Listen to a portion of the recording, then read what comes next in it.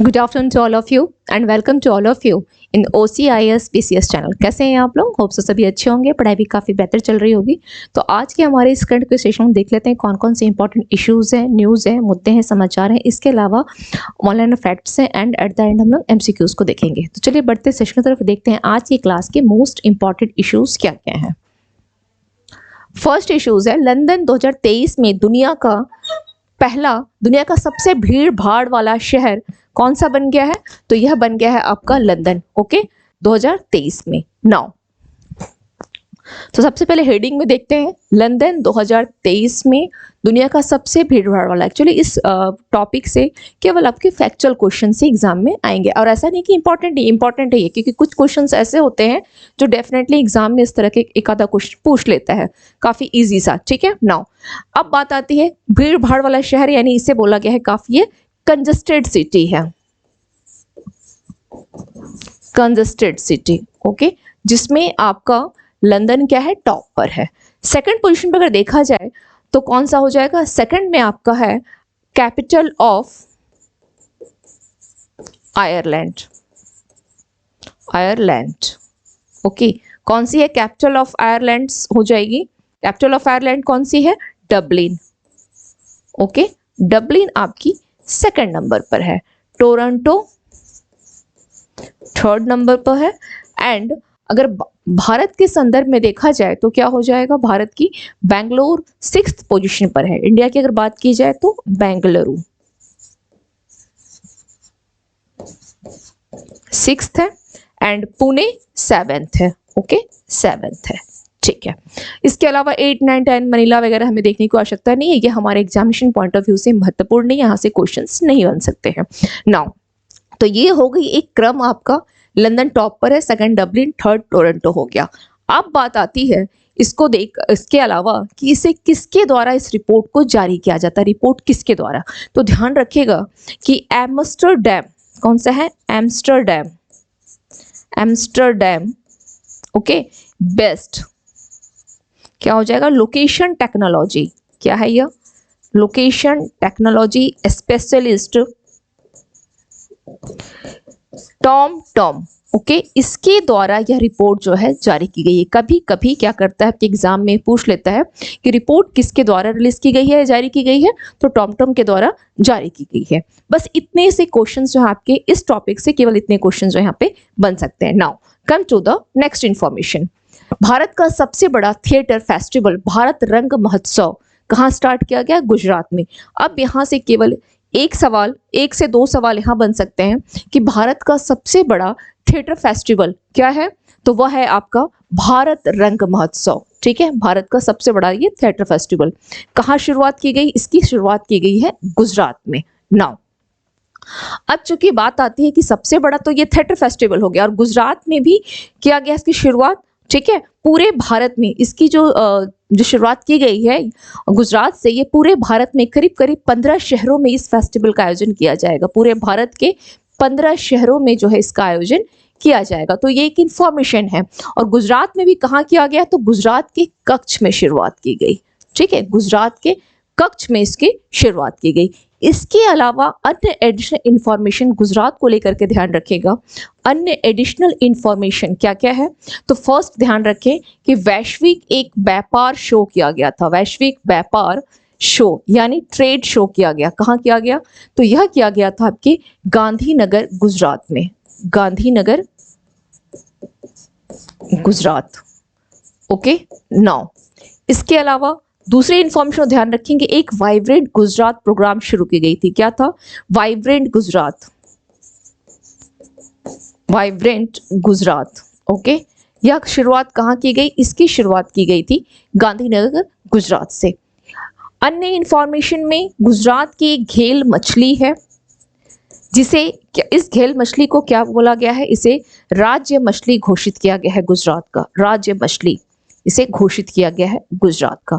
तो ये कुछ इंफॉर्मेशन हो गए regarding your Gujarat. Okay, now चलिए अब बढ़ते हैं नेक्स्ट इन्फॉर्मेशन की तरफ। नेक्स्ट इन्फॉर्मेशन क्या है देख लेते हैं। ग्रैमी अवार्ड्स में भारत के शंकर महादेवन और जाकिर हुसैन ने अवार्ड जीता है। ग्रैमी अवार्ड्स, तो उससे पहले हमारे पास हेडलाइन को ध्यान रखना है कि ग्रैमी अवार्ड्स में किसने जीता है, शंकर महादेवन और जाकिर हुसैन ने। यहाँ पर एक पॉइंट्स आता है, चलिए कि क्या है। अब बोला जा रहा है ग्रैमी अवार्ड्स किसके क्षेत्र में है, संगीत के क्षेत्र के लिए है।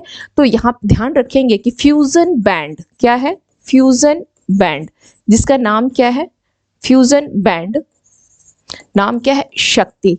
इसे कौन सा, शक्ति, इसे कौन सा दिया गया, इसे दिया गया बेस्ट, ग्रैमी अवार्ड्स के तहत ही इसे बेस्ट ग्लोबल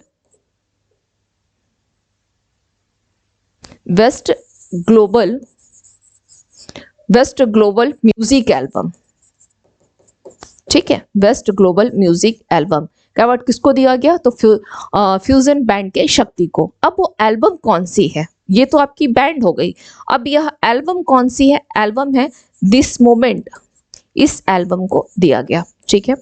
इस एल्बम के करीब 8 गाने जो हैं इस साल जो है रिलीज किए गए हैं। इस एल्बम से करीब करीब 8 गाने जो हैं वो रिलीज किए गए हैं।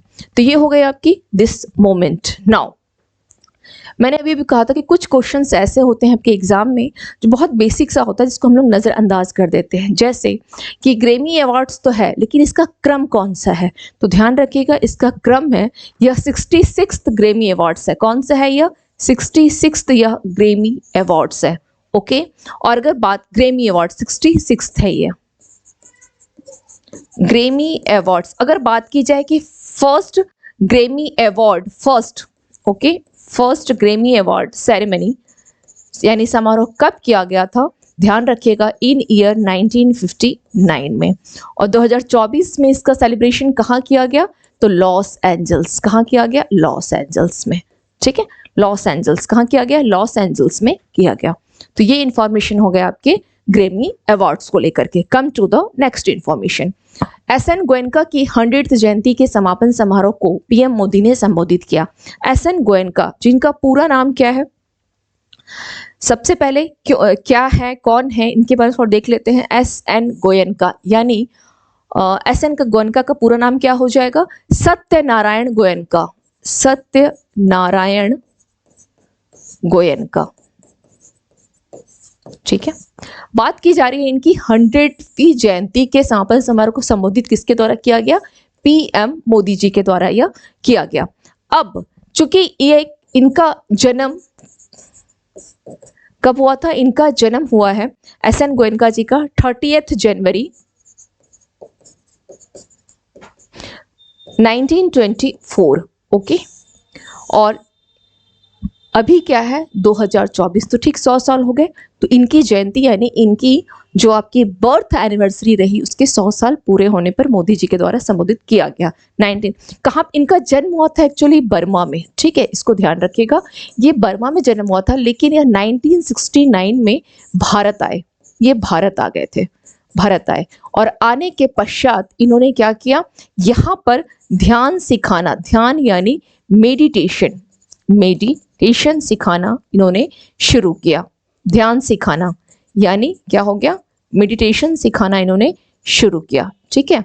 और वर्तमान में अगर बात की जाए तो करीब 80 से अधिक देश हैं जो कि किसका प्रयोग कर रहे हैं, मेडिटेशन का, ध्यान का, है ना। वर्तमान समय में लोग हर कोई अपने जीवन में संतुष्ट नहीं है, बहुत परेशान है, तनाव है। तो इन सभी से उबरने के लिए ध्यान एक बहुत अच्छा साधन है। और इससे ध्यान रखिएगा कि इससे संबंधित क्वेश्चंस आपके प्री, मेंस प्लस इंटरव्यू, क्योंकि अभी मैंने देखा है हॉबीज, जब मैं इंटरव्यू ले रही थी मोस्ट ऑफ द स्टूडेंट्स के हॉबीज में मेडिटेशन आ रहा था। तो क्या है, एक लाइन में अगर एक्सप्लेन करने के लिए बोला जाए तो ध्यान रखिएगा। चलिए, ये तो इनका हो गया पूरे कि इन्होंने ध्यान सिखाना शुरू किया, ठीक है। अब बेसिकली ये क्वेश्चन क्या पूछा जा सकता है कि ये निम्नलिखित में से एस.एन. गोयनका का संबंध किससे है, तो ये क्या रहे हैं, विपाशना यानी विपाशना, ठीक है, विपाशना मेडिटेशन, ओके। कि ये क्या रहे हैं, एक भारतीय शिक्षक, और इन्हीं की देन है कि 80 से अधिक देश जो है वर्तमान में विपाशना को अपनाया और अब ये चल रहा है। मोर देन 80 कंट्रीज इसको अपना चुकी है। ठीक है। नाउ अगर पूछा जाए कि ये विपाशना आखिर है क्या, तो केवल इतना ही लिखिएगा जितना मैं लिख करके दे रही हूँ। इसको जरूर ध्यान रख लीजिएगा, बहुत इंपॉर्टेंट है कि आत्मनिरीक्षण के माध्यम से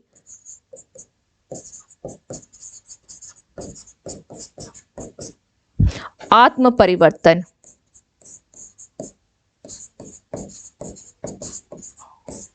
आत्म परिवर्तन का मार्ग। ओके, यही है आपका विपाशना, यही है आपका विपाशना। वेरी वेरी इंपॉर्टेंट, इसको जरूर ध्यान रखिएगा। ओके नाउ, अच्छा हाँ, हम लोगों ने यहाँ जन्म तो देख लिया लेकिन इनकी डेथ नहीं देखे। इनकी डेथ कब हुई है, तो इनकी डेथ को भी ध्यान रखिएगा कि इनकी मृत्यु कब हुई है। इनकी मृत्यु हुई है 29 सितंबर इन ईयर 2023 में। ठीक है, इनकी मृत्यु हुई है, इसको ध्यान रखिएगा। Clear. Now come to the next information. 4 फरवरी को पीएम नरेंद्र मोदी ने असम में कुल 11,600 करोड़ रुपए की विकास परियोजनाओं का उद्घाटन किया है। तो हमें यहाँ देखना क्या है कि कौन कौन से विकास परियोजना,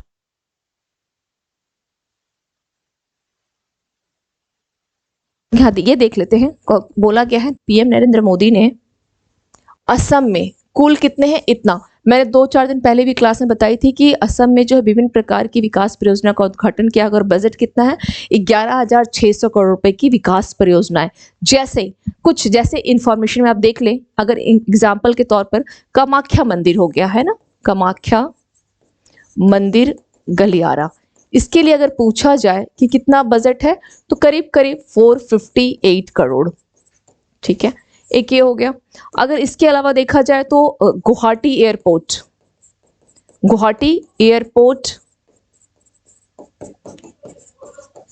टर्मिनल, इसे क्या किया जा रहा है, 6 लेन सड़क से जोड़ने के लिए जो मार्ग का विस्तार किया जा रहा है, उसका बजट कितना है, करीब करीब 295 करोड़। ठीक है, ये एक हो गया। दूसरा हो जाएगा असोम माला। इस परियोजना का देखा जाए, यानी ये सड़क परियोजना है। ठीक है, इसका क्या गया, सेकंड फेज स्टार्ट किया गया और इस सेकंड फेज का बजट कितना है, 3,444 करोड़। ये एक हो गई। इसके अलावा आप यहाँ पे मेंशन कर सकते हैं Guwahati medical college. Okay, medical college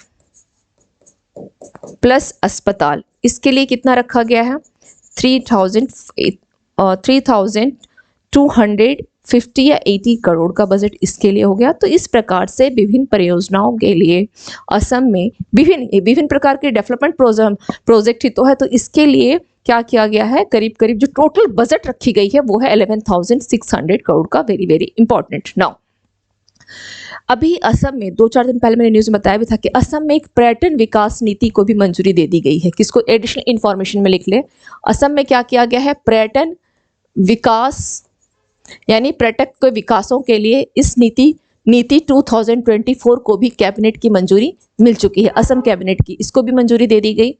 इसके अलावा ग्लेफो प्रोजेक्ट जो भूटान का है, तो भूटान के ग्लेफो प्रोजेक्ट के माध्यम से, वेरी इंपॉर्टेंट है भूटान का ग्लेफो प्रोजेक्ट है ना, इस प्रोजेक्ट के माध्यम से क्या किया जा रहा है, असम में शहरी विकास किया जा रहा है। असम शहरी विकास, शहरी डेवलपमेंट हो जाएगा इसमें। ठीक है, इस प्रोजेक्ट के माध्यम से।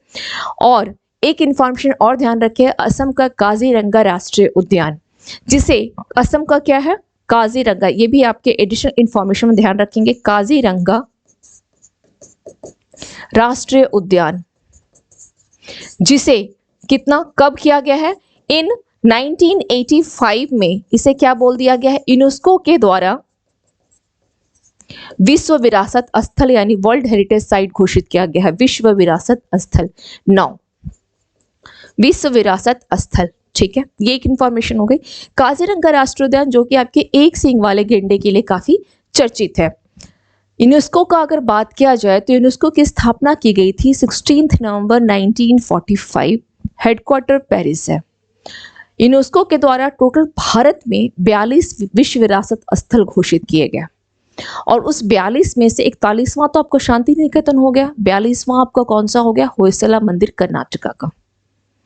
बात की जाए अगर इन सबों के अलावा तो विश्व विरासत स्थल में अगर कैटेगरीज वाइज उसको डिवाइड किया जाए तो 34 आपकी क्या हो जाएंगे, सांस्कृतिक स्थल, 4 प्राकृतिक स्थल और 1 आपका हो जाएगा मिश्रित स्थल।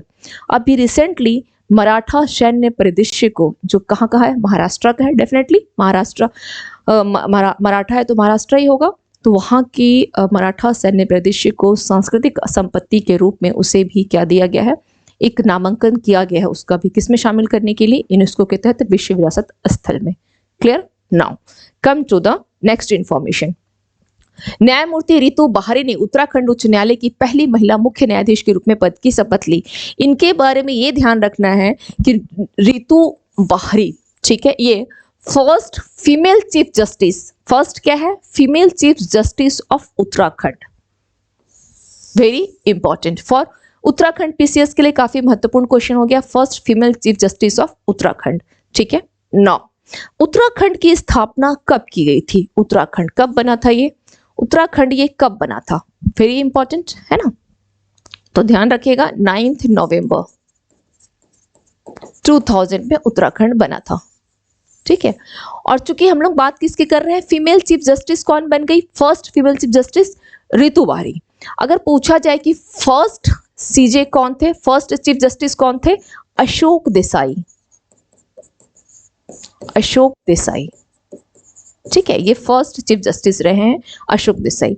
एडिशनल इंफॉर्मेशन इसको लेकर के ध्यान रखेंगे, उत्तराखंड में एडीबी के माध्यम से, उत्तराखंड में एडीबी यानी एशियन डेवलपमेंट बैंक, जिसकी स्थापना इन ईयर 1966 में की गई थी, मनीला फिलीपींस इसकी हेडक्वार्टर है और वर्तमान में इसमें 68 मेंबर्स हैं। इसके द्वारा इसने क्या किया, उत्तराखंड को करीब $200 मिलियन का इसने क्या किया, लोन दिया है ना, भारत सरकार को लोन दिया, किसके लिए, उत्तराखंड के लिए। उत्तराखंड में क्या काम करने के लिए दिया था, तो यहाँ पर बिजली विकास यानी इलेक्ट्रिक डेवलपमेंट के लिए दिया गया था, इलेक्ट्रिक डेवलपमेंट के लिए यहाँ पर इतने अमाउंट जो है दिए गए हैं। इसी प्रकार से एमपी के लिए भी दिया गया था, $150 मिलियन का है ना लोन दिया गया एडीबी के माध्यम से भारत सरकार को एमपी में सड़क परियोजनाओं के लिए, सड़क के डेवलपमेंट के लिए।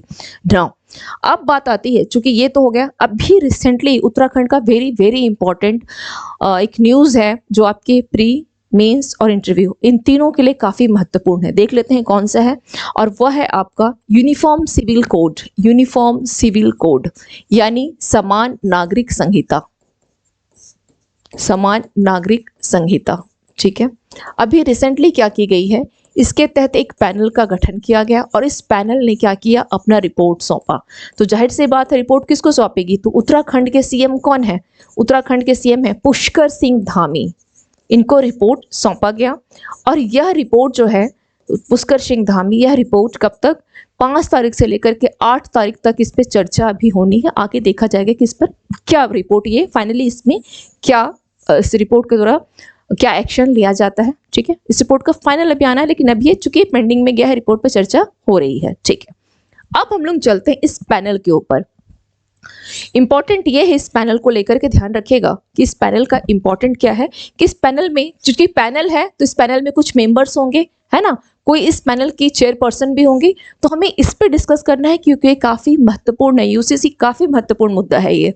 तो इसका चेयरपर्सन कौन है, यानी इसकी अध्यक्षता की बात की जाए तो अध्यक्षता इसकी कौन कर रहे हैं, सुप्रीम कोर्ट का कौन है, सुप्रीम कोर्ट के retired justice, okay, retired justice कौन है, सुप्रीम कोर्ट का retired justice Ranjana Prakash Desai, Ranjana Prakash Desai, okay, ये इसकी चेयरपर्सन, रंजना प्रकाश देसाई चेयरपर्सन है। नाउ अन्य मेंबर्स कौन है, अन्य मेंबर्स तो ध्यान रखिएगा, सिक्किम हाई कोर्ट का यानी chief justice, retired justice, okay, retired, यहाँ पे लिख लें आप retired chief justice, okay, retired chief justice of Sikkim high court, Sikkim high court कौन है, शत्रुघ्न सिंह, सॉरी यहाँ पर हो जाएगा प्रमोद कोहली, प्रमोद कोहली। ठीक है, प्रमोद कोहली। तो एक तो ये मेंबर हो गए सिक्किम हाई कोर्ट के। नाउ दूसरे मेंबर कौन हो गए, दूसरे हो गए उत्तराखंड के फॉर्मर चीफ सेक्रेटरी, उत्तराखंड के फॉर्मर चीफ सेक्रेटरी, ओके, कौन है, क्या नाम है उनका, शत्रुघ्न सिंह, शत्रुघ्न सिंह, एक ये व्यक्ति हो गए। नाउ अब बोला जाए दून यूनिवर्सिटी के कुलपति, ठीक है, ये दो मेंबर यहां हो गए, ये एक मेंबर हो गए, ये एक मेंबर है, रंजना देसाई तो चेयरपर्सन है, तीन हो गए। इसके अलावा जो अन्य मेंबर्स हैं, जैसे लिख लेते हैं उनके नाम को भी, क्योंकि ये आपका काफी इंपॉर्टेंट एग्जाम में डेफिनेटली ये आएगा ही। दून यूनिवर्सिटी, क्या है, दून यूनिवर्सिटी के कुलपति कौन है, यहाँ के कुलपति सुरेखा डंगवाल, डंगवाल, ओके। एंड अन्य मेंबर है एक सामाजिक कार्यकर्ता, सामाजिक कार्यकर्ता कौन है, मनु गौड़। तो ये 5 व्यक्तियों की क्या की गई है, एक पैनल का गठन किया गया, 5 व्यक्तियों के पैनल का गठन किया गया है, ठीक है। ये अपनी रिपोर्ट तो सौंप चुकी है, देखते हैं रिपोर्ट पे क्या निष्कर्ष आता है। नाउ अब हम लोग चर्चा करते हैं आखिर ये यूसीसी है क्या, क्या होता है यूनिफॉर्म सिविल कोड, क्या है, क्या होता है इसके तहत, क्यों इस पे इतना ये मुद्दा चर्चा का बना हुआ है, क्या है रीजन।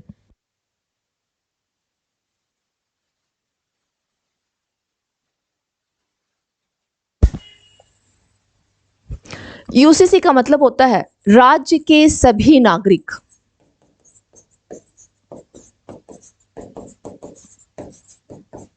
राज्य के सभी नागरिकों के लिए उनके धर्म की परवाह किए बिना, ठीक है, सभी नागरिकों के लिए उनके धर्म की परवाह किए बिना क्या करना है, एक समान, एक समान, चाहे वो विवाह हो, तलाक हो, भूमि हो, विवाह तलाक भूमि, या अन्य कोई किसी प्रकार की संपत्ति हो, या आपका क्या हो जाएगा, विरासत कानूनों को लेकर के, कानूनों के लिए क्या करना है, एक समान कानून ढांचागत तैयार करना, ठीक है, यही है यूनिफॉर्म सिविल कोड, ठीक है। नाउ एक इंफॉर्मेशन ध्यान रखिएगा इसे लेकर के कि अगर यह लागू हो जाता है तो ऐसा लागू करने वाला आजादी के बाद उत्तराखंड क्या हो जाएगा, फर्स्ट ऐसा राज्य हो जाएगा आजादी के बाद। लेकिन पुर्तगाली शासन कहाँ थी, गोवा में थी, गोवा में ऑलरेडी यह कानून जो है चलन में रहा है, गोवा में ऑलरेडी चलन में रहा है, लेकिन हम उसे फर्स्ट नहीं बोल सकते कि फर्स्ट हमारा गोवा हो जाएगा, क्यों, क्योंकि हमने एक वर्ड मेंशन किया आजादी के बाद। आजादी के बाद अगर देखा जाए तो प्रथम ये कहाँ लागू किया गया, तो यह लागू किया गया उत्तराखंड में, गोवा में तो ऑलरेडी पुर्तगाली शासन पहले से था, तो वहां पर यह चलन में रहा है। इस डिफरेंस को जरूर ध्यान रखिएगा कि क्वेश्चन किसके बारे में पूछ रहा है। Come to the next information, विश्व कैंसर, जस्ट स्किप इट। केंद्रीय गृह मंत्रालय MHA ने एक नया पदक, केंद्रीय गृह मंत्री दक्षता पदक की शुरुआत की है, ठीक है। दक्षता पदक देख लेते हैं कि आखिर ये दक्षता पदक है क्या, ओके। केंद्रीय गृह मंत्री के द्वारा इसकी शुरुआत की गई है, केंद्रीय नाम क्या है, केंद्रीय गृह मंत्री दक्षता पदक।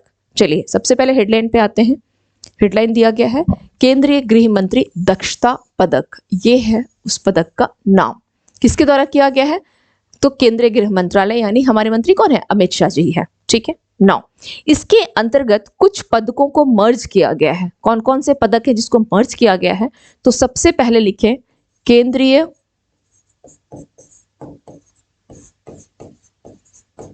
गृह मंत्री, ठीक है, केंद्रीय गृह मंत्री का विशेष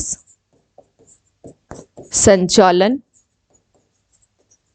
पदक, जिसे आप इंग्लिश में लिख सकते हैं स्पेशल संचालन का हो गया ऑपरेशन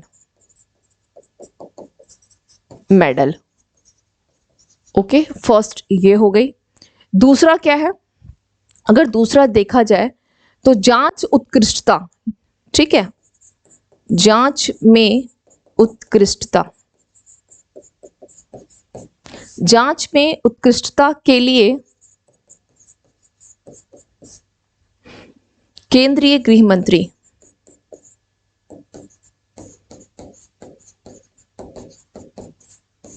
ठीक है, जांच में केंद्रीय गृह मंत्री पदक हो जाएगा जांच में उत्कृष्टता के लिए। थर्ड क्या है? असाधारण, असूचना, कुशलता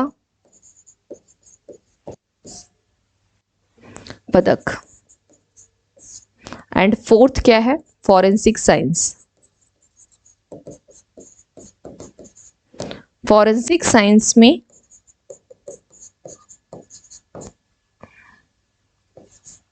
सराहनीय सेवा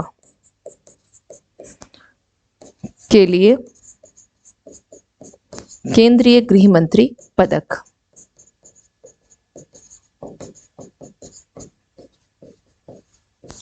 ठीक है, चलिए, ये यानी इन चारों को मर्ज कर दिया गया।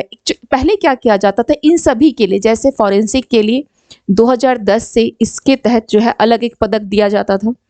जांच के लिए देखेंगे तो 2018 प्लस असाधारण के लिए भी 2018, इस दोनों के लिए 2018 से जो है अलग अलग पदक दिए जाते थे। इन चारों को मिलाकर के वर्तमान में क्या कर दिया गया, इन चारों को मर्ज करके एक पदक का नाम दे दिया गया, केंद्रीय गृह मंत्री दक्षता पदक। ठीक है, जो पहले अलग अलग दिया जाता था, जैसे इसे 2010 में, 2018 में जांच में उत्कृष्टता, एक तो मैंने आपको कह दिया केंद्रीय गृह मंत्री स्पेशल ऑपरेशन मेडल हो गया। सेकंड की अगर बात की जाए तो क्या होगा, union home ministers medal for excellence in क्या हो जाएगा, या इन्वेस्टिगेशन, एक्सीलेंस इन इन्वेस्टिगेशन के लिए सेकंड हो गया। थर्ड है आपका इंग्लिश और हिंदी दोनों सेम है, असाधारण, असूचना, कुशलता पदक, ये दोनों सेम आएगा इंग्लिश और हिंदी दोनों में। एंड फोर्थ है फॉरेंसिक साइंस, तो सेम हो गया आपका। ठीक है, अभी कुछ दिन पहले फॉरेंसिक साइंस के लिए देखेंगे कि इसका भी डिजिटलाइजेशन किया गया है ना, क्योंकि पहले फॉरेंसिक जांच होती थी, बहुत टाइम लग जाता था, लेकिन अब इसमें भी डिजिटलाइजेशन कर दिया गया है। तो ये हो गई। अब बात की जा रही है कि आखिर ये गृह मंत्री दक्षता पदक जो है किसे दिया जाएगा, किसे दिया जाएगा। ठीक है, तो इस पदक के लिए ध्यान रखिएगा, यह पदक जो है आपका किस श्रेणी को, किसको दिया जाएगा, तो यह पदक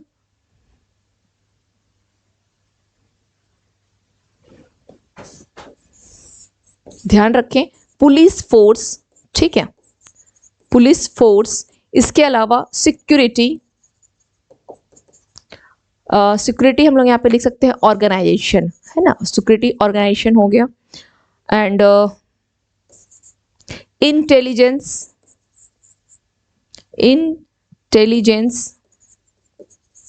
विंग ब्रांच,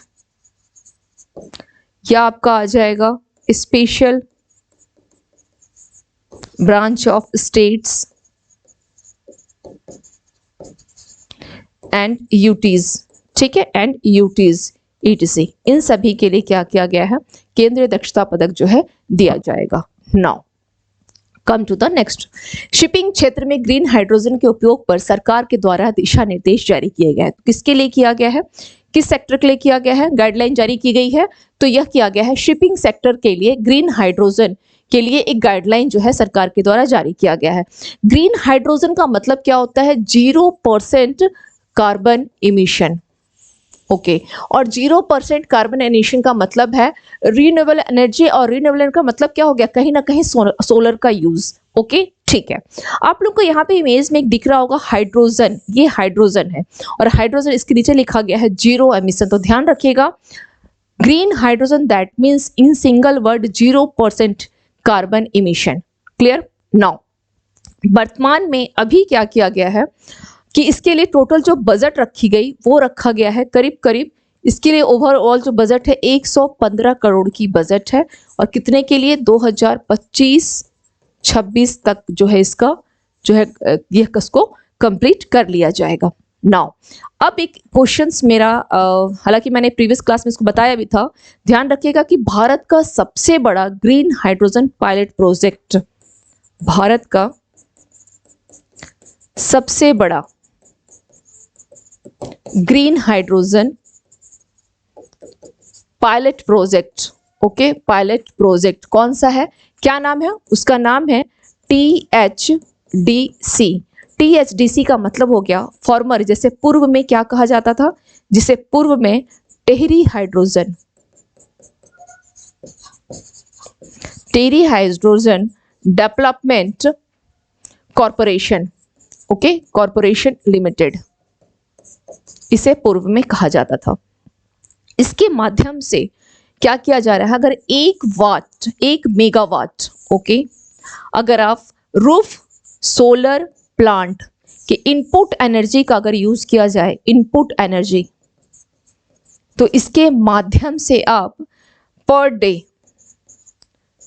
कितना 50 केजी, पर डे 50 केजी आप ग्रीन हाइड्रोजन जो है यह प्रोड्यूस कर सकते हैं। इतना प्रोड्यूस आप पर डे कर सकते हैं, इतना प्रोड्यूस आप पर डे कर सकते हैं, ओके, इतना प्रोड्यूस आप पर डे कर सकते हैं।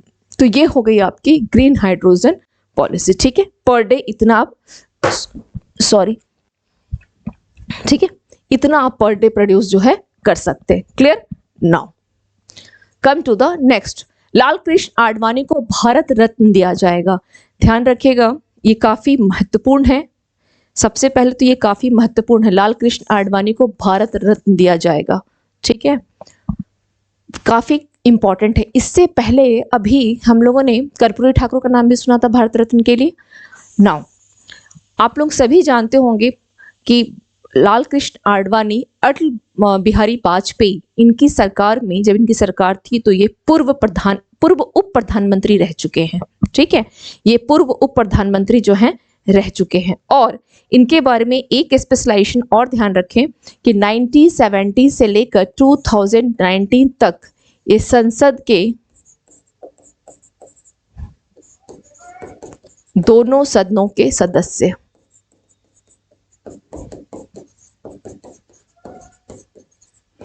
ठीक है, संसद दोनों सदनों के सदस्य रह चुके हैं। एडिशनल इंफॉर्मेशन में लिख लें, अभी हम लोग कुछ दिन पहले ही, क्योंकि उनका नाम भी पढ़े हैं, कौन है तो समाजवादी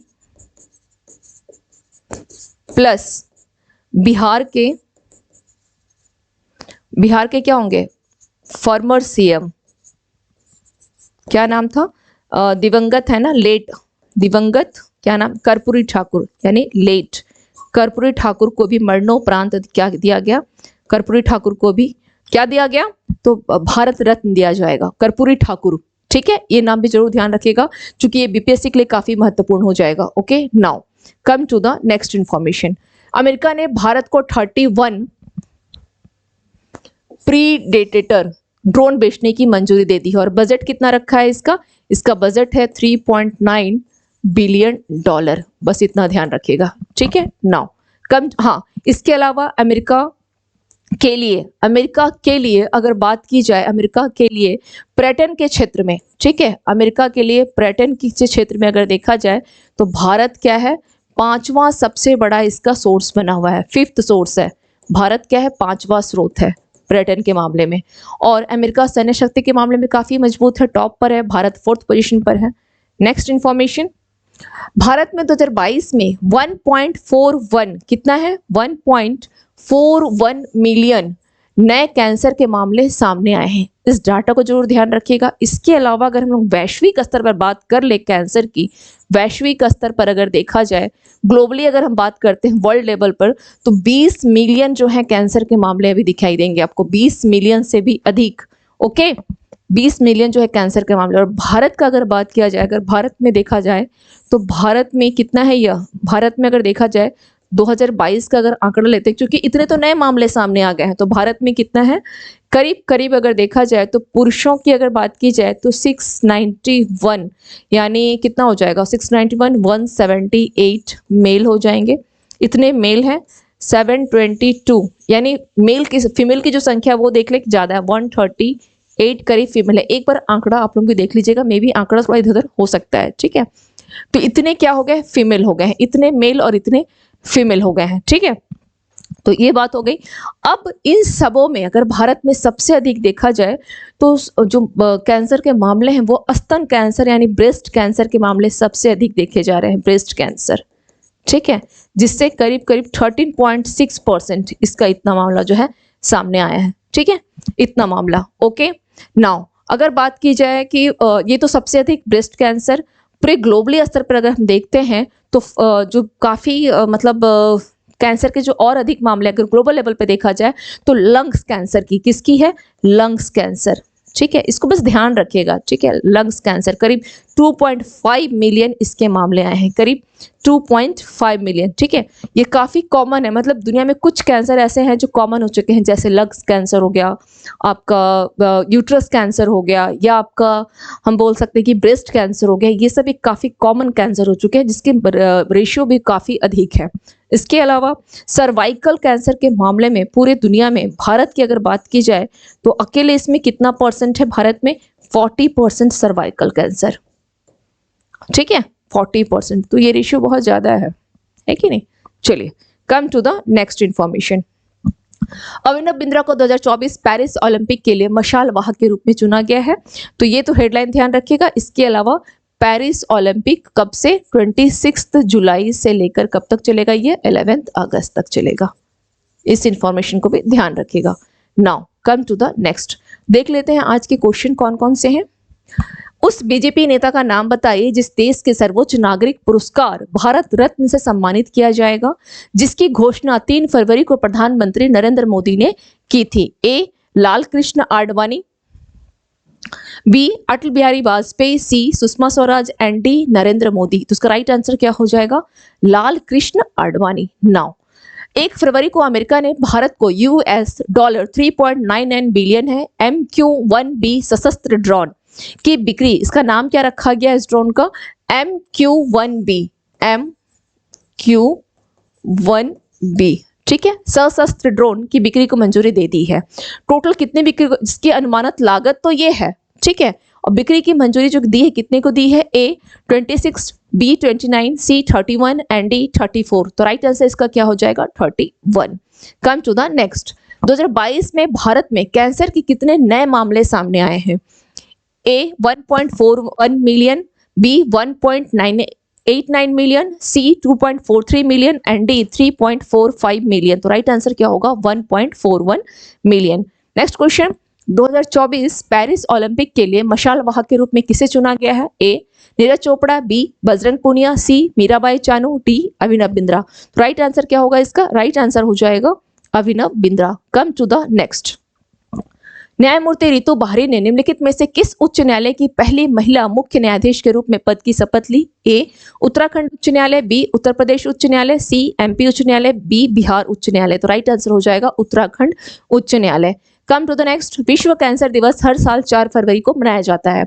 इसकी शुरुआत डैश में पेरिस में आयोजित पहले कैंसर के खिलाफ विश्व शिखर सम्मेलन में की गई थी। A 99, B 2000, C 2001 and D 2002। Right answer B 2000 होगा। Come to the next question, केंद्रीय गृह मंत्रालय ने 4 पदकों को मिलाकर एक नया पदक शुरू किया, नए पदक का नाम क्या है। ए केंद्रीय गृह मंत्री परख पदक, बी केंद्रीय गृह मंत्री सक्षम पदक, सी केंद्रीय गृह मंत्री पदक एंड डी केंद्रीय गृह मंत्री दक्षता पदक। तो इसका राइट आंसर हो जाएगा केंद्रीय गृह मंत्री दक्षता पदक। Come to the next, shipping sector में ग्रीन हाइड्रोजन के इस्तेमाल पर सरकार की ओर से दिशा निर्देश जारी किए गए हैं।